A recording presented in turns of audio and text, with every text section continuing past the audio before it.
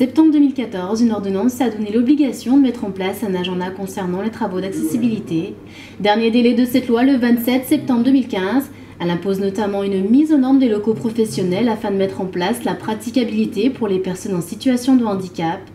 Tous les établissements publics, comme les mairies ou privés à l'image des commerces, se doivent d'être en accord avec ce qui a été voté. Sur le territoire national, 600 agendas ont été remis. Il ne s'agit pas simplement des problèmes d'accessibilité pour les personnes à mobilité réduite, mais il s'agit aussi pour les malentendants, les malvoyants, donc ce qui veut dire qu'on est obligé de travailler sur des aspects podotactiles, on est obligé de travailler sur des aspects signalétiques pour les malvoyants, ou des éléments de sonorisation aussi, pour que les personnes puissent profiter des lieux comme nous on peut en profiter, nous qui avons tous nos sens et toutes nos capacités physiques.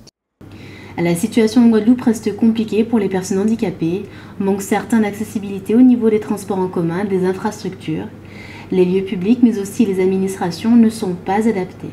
Par rapport aux lois, il y a des avancées, mais aujourd'hui encore, il reste encore beaucoup de choses à faire, surtout au niveau de l'insertion sociale et professionnelle des personnes en situation de handicap qui sont confrontées aux problèmes de chômage et qui ne sont pas toujours intégrées dans la vie courante.